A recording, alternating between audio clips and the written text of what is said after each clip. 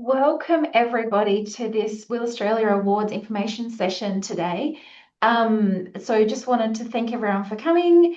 And before I introduce the speakers today, I just wanted to do a acknowledgement for country. I am up in Darwin on the lands of the Larrakia people.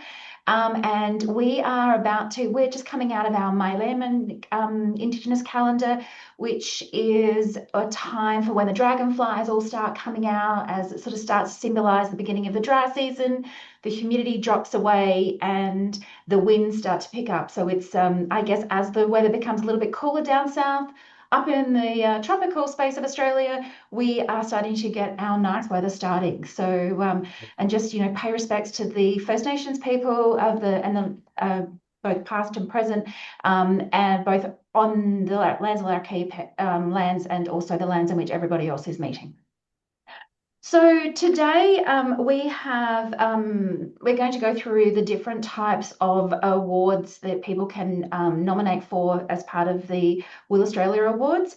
And to help do that, we have two presenters, which I'm sure everybody knows, and they don't need an introduction, but we have Leonie Russell, who is the lead of employability and work integrated learning for the Centre of Educational Innovation and Quality at RMIT University. And Leonie provides academic support to build staff capability across a range of educational strategies, including industry-partnered learning, work-integrated learning, career development learning, and the embedding of employability initiatives into curriculum. Leonie has extensive experience in WIL policy, governance, national research and facilitating professional development to support WIL practices, and has been part of WIL Australia or ASIN for over 14 years. We also have Nicola Fish, who is the Manager and Senior Lecturer in Work Integrated Learning at Swinburne University of Technology. In her leadership role, Nicola oversees an academic team dedicated to delivering scalable and inclusive WIL models that enhance employability and transform student outcomes. Her research explores student engagement and employability development, and she leads a national cross-institutional project examining the quality dimensions essential for effective industry supervision in a WIL context. So two extremely knowledgeable people that are going to be talking to us today about the awards. And so to start the session, I am going to hand over to Leonie. Hello, everyone. Thanks, Natalie, and welcome to this session about the awards. I must say I've been involved in the WIL Australia Awards for many, many years, and have read numerous amazing applications and seen the flow-on effect of when our industry partners are awarded at a national level at our conference. And so we're going to take you through today. I'm going to take you through the local hero, collaboration, innovation, and excellence, and just a brief update about the honorary life membership. And Nick will take you through the People's Choice Awards. So what I'm going to do, thank you. So the key things right here. Closing date for applications is the 30th of June. This is not something you can do the night before. Okay, so get started now and get your applications in because most of the submissions require a fair bit of work. Again, as per every second year when we have our conference, the awards are then announced at the conference. What we always do is come up with some finalists and we will promote those finalists, but we really like and everybody enjoys at the conference dinner the drum roll and the announcement of the final winners. So it's always a fun time celebrating fantastic WIL practice from across Australia. So as you can see from that slide, if you click on and you go onto the website, you can see the previous award winners. There's lists of those and all of the companies and all of the people that have won in previous years. So thanks. If we can go to the next slide, Natalie, and I'll just take you through some of the key categories that we've got, because we'd like to leave as much time as possible for you to ask us questions. But what else can I put in my submission? So the first category is the Local Hero Award, and this is for an industry or community partner, a small one, okay, that you may have been doing WIL with in some capacity for quite a while. Now, these awards are about sustained contribution. So don't be thinking of putting in, I've got a company in 2025 who takes 5 students, because this is about sustained contribution. So the local hero, again, it's a small to medium-sized enterprise whose engagement with the university and WIL and their contribution to the experience for WIL is above and beyond the expectations of the size of their organisation. You will need to provide an overview of how the organisation has tailored what they do to help work with your students and your university for their WIL experiences, that things that are relevant to their industry work for them and work for us and our students. So with your testimonials, you will respond. We'll go to the next slide. That would make more sense. Thanks, Natalie. So overall, your applications are about 1,000 words in total, but you also have the opportunity to provide some supplementary material. Could be testimonials, could be a little video, could be something that will add some more flavour and life to what you've responded to against the criteria.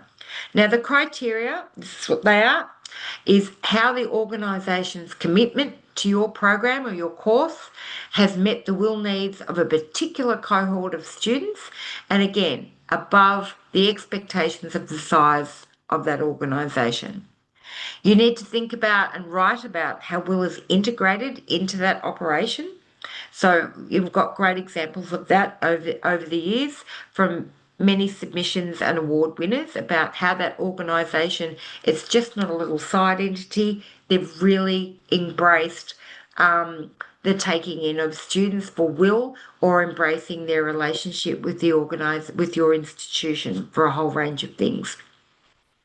You need to identify any standout factors that demonstrate the ongoing commitment to WIL by that organisation. We've seen examples of this, which may have started as offering students placements or doing projects with universities and students, which has grown into co-design of curricula, consultancy, research, something that has blossomed over the years to make sure that we're celebrating this industry partner, this local hero has gone above and beyond over the years about their engagement for us with WIL.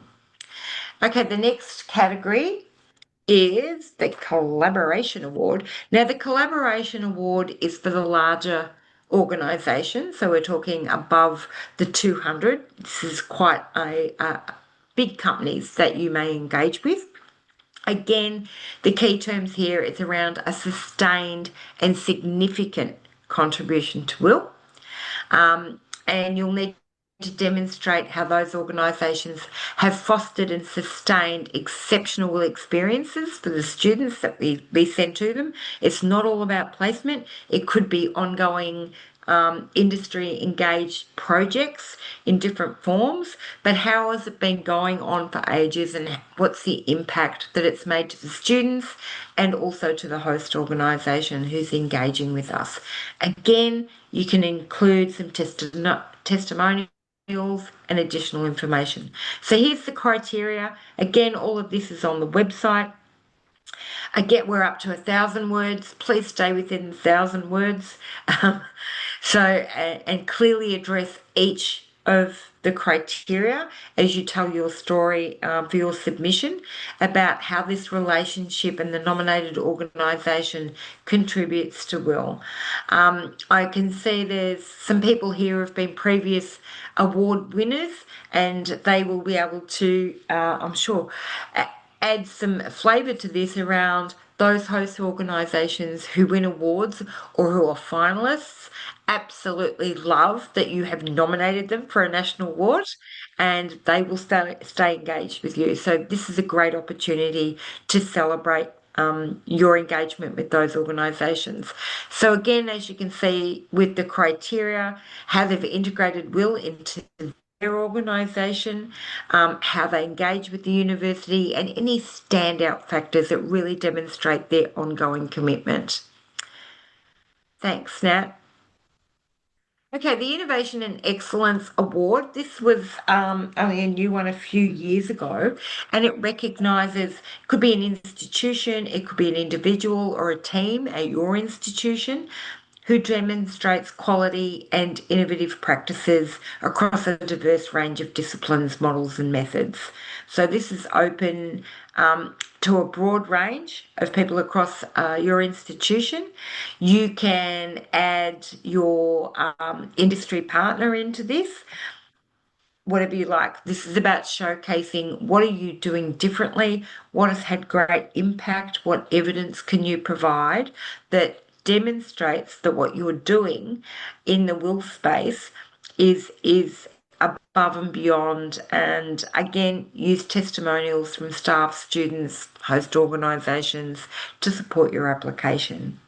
So next one, Nat. Again, we've stuck to the 1,000 word in total and what you need to do to address the criteria. So you need to explain how you or the institution or your team demonstrate innovation in will and how this innovation enhances student skill sets, employability prospects, outline a bit of the broader or longer term impacts for stakeholders about this innovative approach to will, and add a little bit of information. It's one of the criteria around how we demonstrate or how you demonstrate excellence in your curricular design. Okay, so and any future plans, what's coming up for that activity. So there we go. They're the three main ones. We're going to hand over the next one and we'll go over to Nick, to the People's Choice Award and all the fab videos. Nick. Thanks, Leonie. Well, I certainly haven't been around the awards as often as Leonie, but I have enjoyed being a part of the People's Choice Awards. So we moved into a video case study submission approach in 2024. So this is the second time we're running with it. There's a lot of information on the website, as Leonie has said, so you can reach out through that avenue to find some examples, draw some inspiration. But I'm just going to briefly explain the criteria and sort of how you need to align that. So the criteria is that you somehow connect or situate your case study within the context of the conference sub-themes. I've already had a couple of people reach out and say, oh, is it this one? Is it this one? You might find that you're actually covering one or two of the sub-themes. The important part of this criteria is that you make it clear when you set the case study in that context. So how is it aligning to one or two of those sub-themes? You also need to be able to demonstrate how your case study has long-term impact. So through sustainable partnerships and collaboration approaches or models. So similar to what Leonie said earlier, looking at the ability to demonstrate long-term impact and scalability and or sustainability. As part of the video submission, it's really important that it's communicated effectively. I mean, in essence, you're telling a story and showcasing your practice, but when you listen back to your video before you submit, is it clear? Does it flow? Have you clearly articulated how it aligns to the conference themes? And also throughout that thread, where are you connecting to your evidence-based informed approach? Because the evidence will demonstrate the long-term sustainability and scalability of your particular case, and it then provides a really strong rigor around meeting that particular criteria as well. For me, when you jump in and you look at the resources, you'll see that there's a rubric to help guide you and also to allow you to understand how the panel members will be evaluating these submissions. So we've made it relatively simple. There's literally 4 criteria. The first criteria is connecting to the conference sub-theme. So that's situating and contextualizing the case study.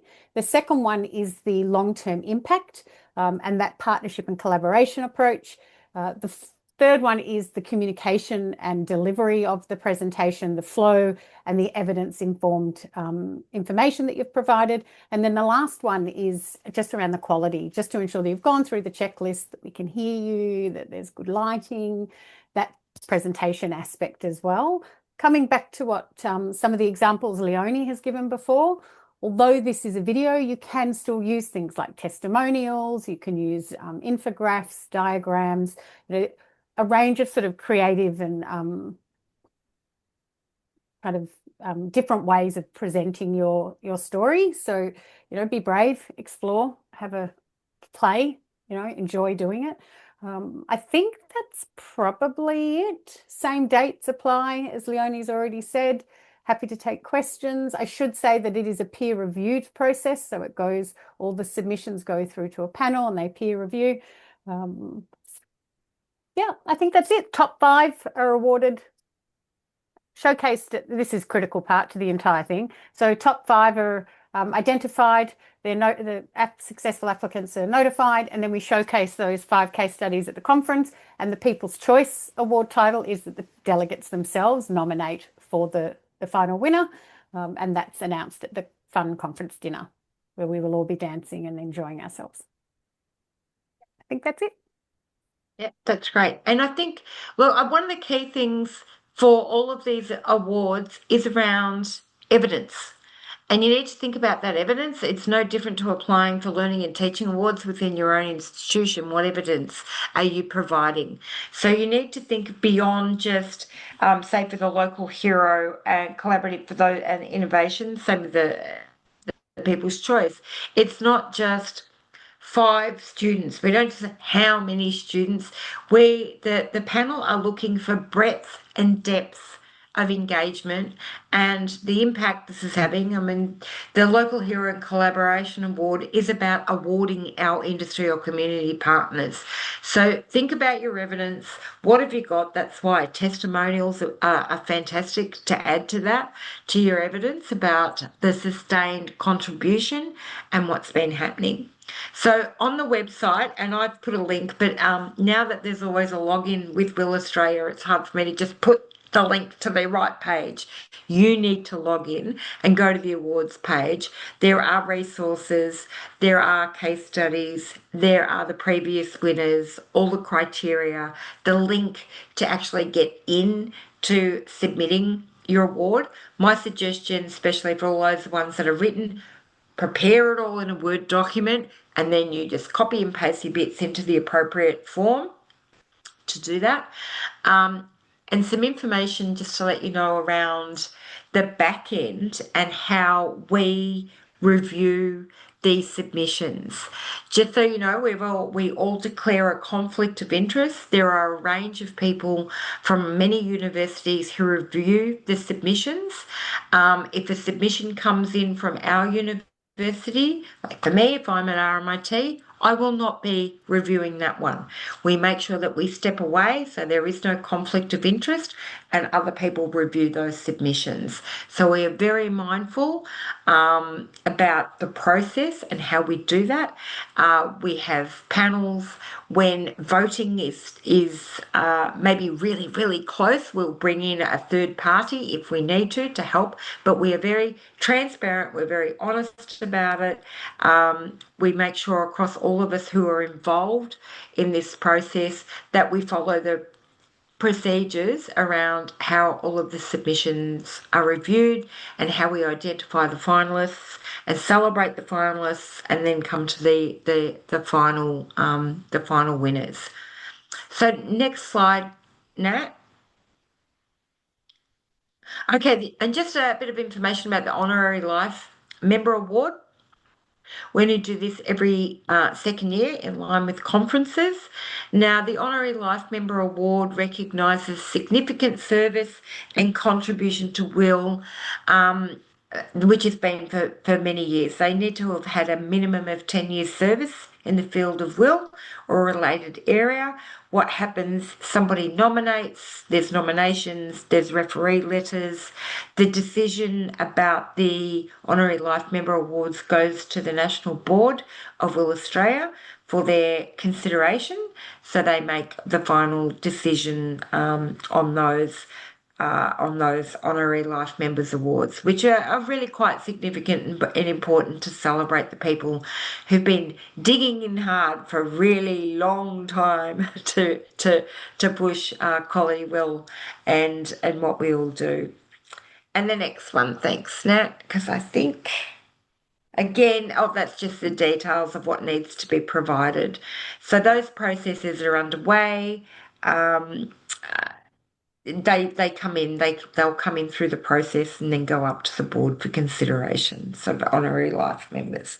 Thanks, Nat. All right, the key thing, as I've just said to you, evidence and data that shows the impact for all stakeholders is really important in your submission. So what is it that makes your will activity a standout?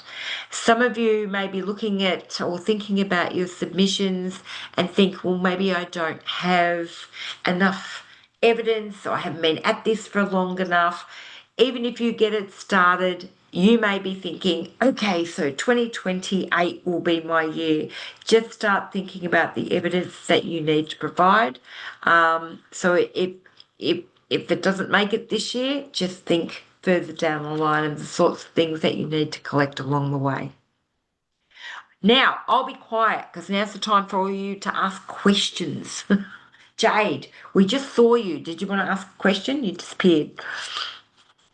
Sorry, no, I actually just joined late, so I have just come into the conversation. But would be very interested to hear the questions others have. Please just turn your camera on and just ask any questions.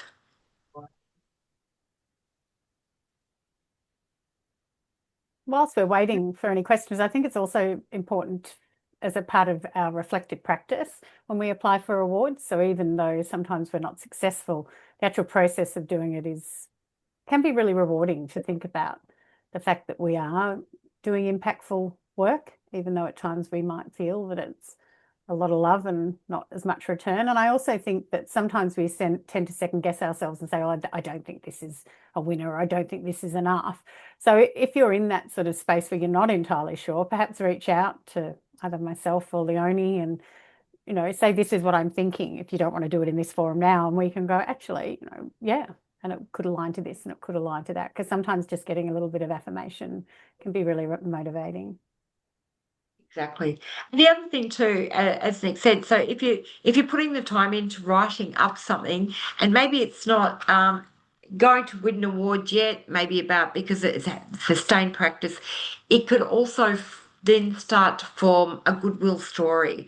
And the Will Australia newsletters always ask for goodwill stories.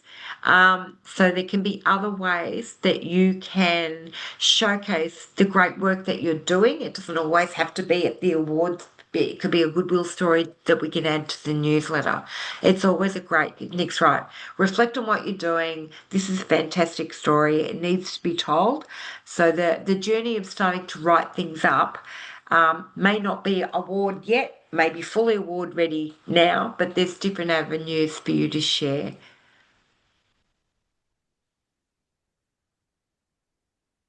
Any questions about any of them? And I will say again, the industry partners get so excited when they become a finalist and and come to the conference dinner.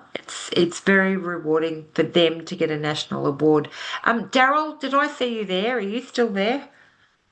We lost mate. you. Hey, No, Daryl, he's do you want to say, would you like to please say something about the winning the People's Choice Award in 2024 and the potential? How did that go with your industry partner? The People's Choice one, that was Yeah. pretty cool, obviously, for the team. Fortunately, I was the only one there to be able to come on stage, but the team were pretty pumped for that recognition. And we were able to leverage that internally for various other things. But and then we just rolled that into because we won it for our industry engagement event, which is now known as the national award-winning industry engagement event, which gets more cut through and has brought more partners on. So it's part of the bigger picture. It's good affirmation from the community, what we're doing. But then in terms of the application, we were fortunate we had a quite professionally developed video, which we already had and could use for this, but it doesn't necessarily need to be that. It's just, and we made sure to tailor our application to answer the questions that were asked. So it's often in other panels that I've sat on, applications for these sort of things tell a story, but they don't answer the questions that are in front of them on paper. But it needs to be tailored to that. So the panel providing the marks can, just like any other panel, can very easily give them the marks. So you might have a great story, but if it doesn't answer the questions that are in front of you, it won't necessarily get through. Yeah, good point, Darryl. Very good point. Yeah, especially the point about you may already have something in some format. It needs tweaking, it needs changing to suit that. You know, you're absolutely right. And I think the point that you said around the leverage that it also gives you internally should not be underestimated. When people win awards at a national level, then internal awards, a whole range of things can happen. So it's a good process to put yourself through, I think, if you've got a great story to tell. Thanks, Darryl, for putting. I put you on the spot. Sorry. I always struggle with a microphone on a stage, so thanks, Danny. Thanks, Darryl.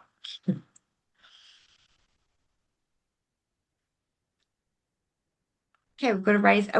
Ping. Hello. Oh, hello. Thank you for your presentation. I got a question about the criteria for the nominees. The first criteria stated on the website is WIL institutions or WIL Australia industry community partners. My question is about the second half, WIL Australia industry and community partners. I'm just wondering whether the vet education providers would be part of the WIL Australia industry partners, like MTC, Future Ready, or Navitas, Skilled Future. So you're Western Sydney University, Yeah. yes? Yeah. Yep. So you're a paid institutional member of WIL Australia. So you can submit, and you can write anything about the industry partner. Not all industry partners are WIL Australia members, and that doesn't matter. There are some industry associations who are paid members, but if your university is an institutional member, which you are, then you can apply for these awards. If I nominate the innovation, that would include both the Western Sydney University and our partner placement partners, right? Fine. You can do that. Okay, thank you. Of course, you could do that. You're welcome. They should put in the link. So on the website, on the WIL Australia website, there will be a link for all the institutional partners. But I think pretty much, I don't know, over 40 institutional, maybe more. I haven't counted them lately. Pretty much every university across Australia is a member of WIL Australia. I will try and find that link for you if there's any other questions. Membership. It's under membership. Gosh.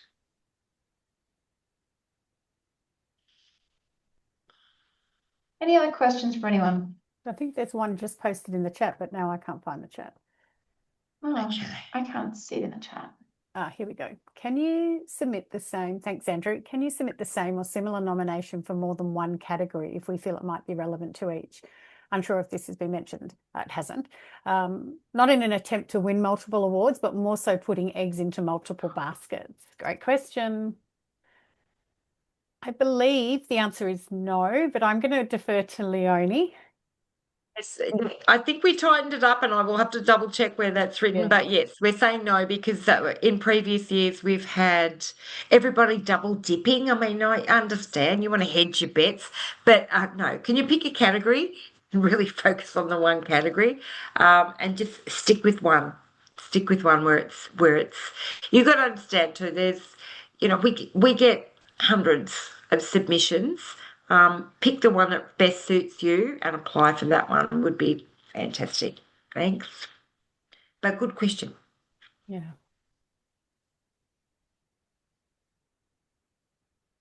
Any other questions?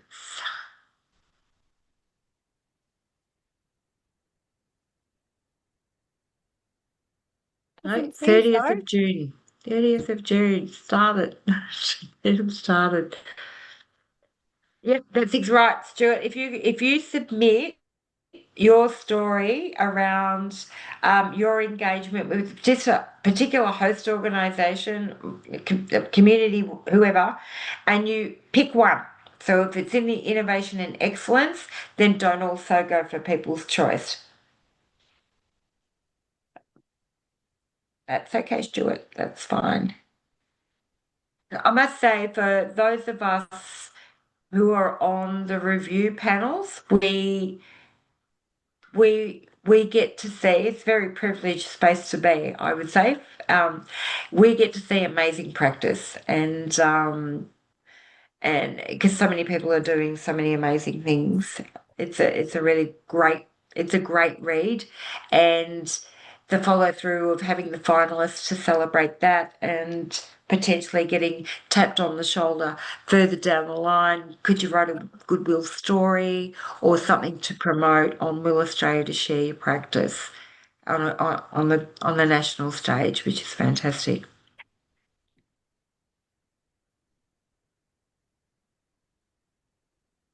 Any other questions?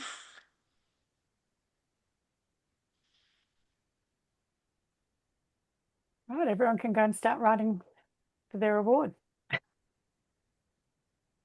Wow, Daryl's jumping in there. Just so, if you don't know, Daryl is the chair of the conference committee. And Natalie and Daryl are organising all of the fun for Adelaide in October at the conference and sorting out the awards and the conference committee. It's going to be a great event. I'll just add, I can see Michelle Edie's here. Last week some of us were at the WIL New Zealand conference in Auckland, which was fantastic. Hearing about WIL practice globally.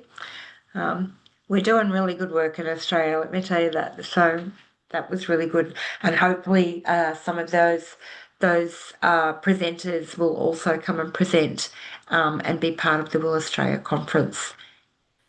It was very good. It was great. Excellent. Well, no other questions. I want to thank the presenters and yeah, everyone can start writing, and we look forward to receiving all those applications coming in and seeing what amazing things everyone's doing with their industry partners. Thanks, everybody. Thank you. Reach out if you've got questions post this session and we'll do our best to answer them.